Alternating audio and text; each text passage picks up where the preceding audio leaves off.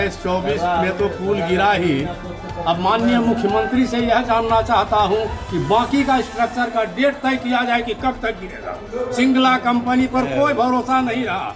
यह पूरे कमीशन खोर कंपनी है और कमीशन से सरकार को लाभान्वित कर रही है।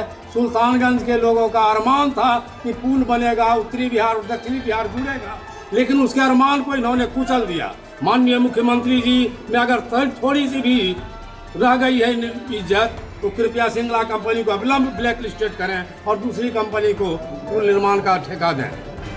देखो पुल कहाँ गिरा है? एक पिलर गिरा है, पिलर तो खड़ा तो कह सकते स्ट्रक्चर गिरा है। उसमें हम पुल निगम वाले से पूछताछ की। पुल निगम वाला कहा कि हम स्ट्रक्चर को काट करके हटा रहे हैं। अब पूरा स्ट्रक्चर हटा करके हम सीमेंट वाला लेकिन 1.5 महीना से काम बंद है।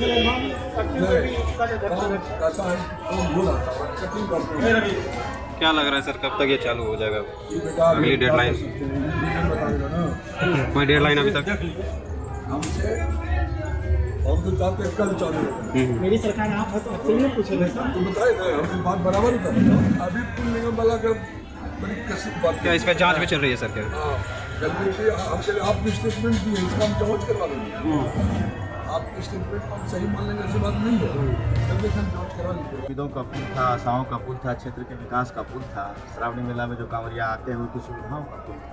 बहुत उम्मीद थी इस पुल से कि इसके साथ साथ विकास भी आएगा, लेकिन उन लोगों ने देखा सिंगला कंपनी का भ्रष्टाचार सुल्तानगंज अगवानी पुल पर भी हावी रहा या अन्य जगहों पर तो दिखाई है। पुल में इन्होंने जहाँ जहाँ भी काम किया सब जगह कमोबेश खामियाँ निकली।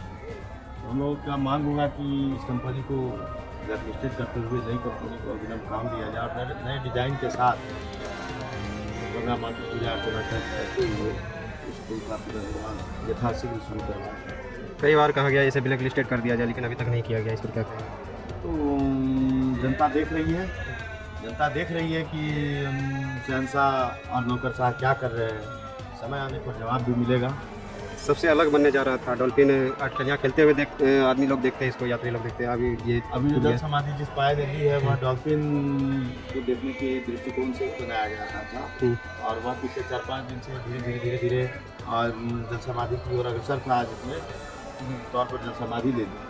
अभी तो इस क्षेत्र में गंगा में कटाव की स्थिति नहीं है, लेकिन अगर गंगा में कटाव की स्थिति इस क्षेत्र में आ गई तो बाकी बचे पायों का क्या होगा, यह एक बड़ा सवाल है।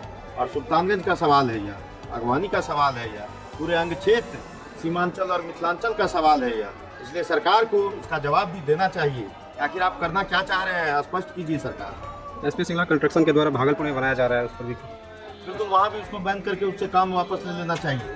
विश्वसनीय कंपनी नहीं रह गई है सिंगला। सुल्तानगंज लगातार पहली बार, दूसरी बार, तीसरी बार लोग, मैं खास करके यहाँ के तमाम media, electronics media, print media को मुबारकबाद देना चाहता हूँ कि जिन्होंने कम से कम ये तो लोगों के बीच में एक संदेश भेजा कि ये पुल बार जो धराशायी हो रही है। मुझे हमारे जल संसद के अध्यक्ष भाई अजीत जी से यह सूचना प्राप्त हुई कि चचा आप कहाँ हैं, तो मैंने कहा कि मैं घर पर हूँ। आइए, आपका पुल फिर गिर गया। ये सुन के लोगों में जो मायूसी है, सुल्तानगंज वासियों में, कांवरिया के बीच में, माननीय सांसद जो यहाँ के हमारे क्षेत्र के, माननीय विधायक जो यहाँ के हैं, उनको कम से कम अविलंब देखना चाहिए कि हमारे क्षेत्र का सबसे बड़ा विकास बार गिरते जा रहा है। इससे साफ जाहिर है कि ये सरकार निकम्मी है, ये सरकार सोई हुई है।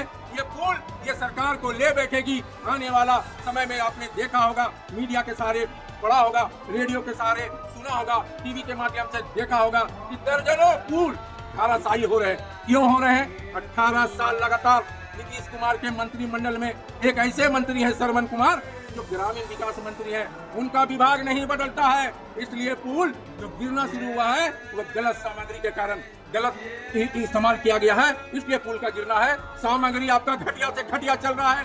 लोग आते हैं, सरकार वही है जो पुल बना रही है। आज भी स्वतंत्रता दिवस पर आप गांधी मैदान के ऐतिहासिक मैदान में कल ही कहे हैं पुल पुलिया का दुरुस्त किया जाएगा। पुल पुलिया आपकी आहट से आज सिंगला कंपनी की 1750 जो लागत से बन रही है, तीसरी बार धाराशायी हुआ। इसलिए मैं चाहता हूँ कि ये कंपनी को ब्लैक लिस्टेड करके हम लोगों का जो अरमान है, अगवानी से लेके सुल्तानगंज, बाबा गैवीनाथ धाम से लेके अगवानी तक लोगों का जो आगमन है, चाहे वह सहरसा के लोग हों, खगड़िया के लोग हों, मधेपुरा के लोग हों, परबत्ता के लोग हों, मड़िया के लोग हों, अगवानी को हों, डुमरिया को हों, खड़गपुर के हों, तारापुर के हों, संग्रामपुर के हों, सुल्तानगंज के हों, तमाम लोग को आना जाना जल्द से जल्द बाहर हो, लोगों में एक व्यापार बढ़े, लोगों में एक विश्वास बढ़े कि सरकार ने सिंगला कंपनी को ब्लैक लिस्टेड करके एक अच्छी कंपनी को अगवानी टू सुल्तानगंज का पुल निर्माण करने के लिए दिया।